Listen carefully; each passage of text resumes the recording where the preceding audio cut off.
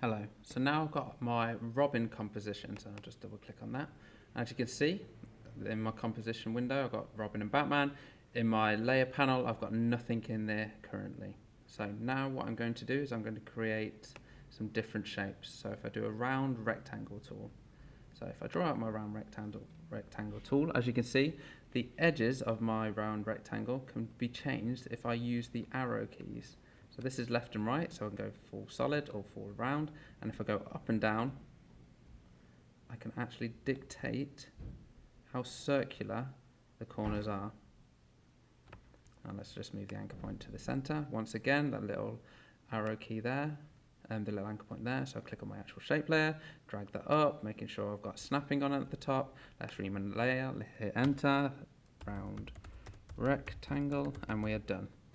And let's actually give that a fill. So at the moment I'm in the anchor point tool, so I click back on the arrow, I can dictate the color. So let's go for a different color. Okay, I'm sorted on that. And let's get rid of the stroke, so I click on stroke, and I hit this button here, like Ghostbuster symbol, click on that, and no stroke for me. So now I've got a round rectangle, and if I click this arrow here, it rounds up. Now let's create a polygon.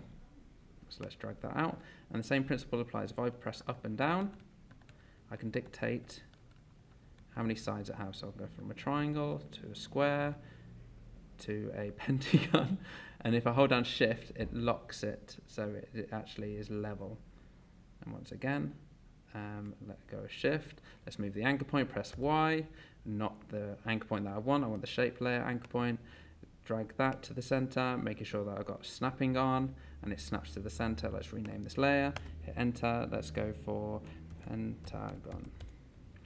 Now let's click on this here, this little arrow to close that down, and now finally let's go to a star.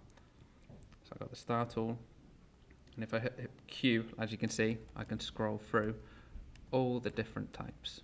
So finally, let's go to the star. Let's draw a star out, making sure that none of my layers are selected here.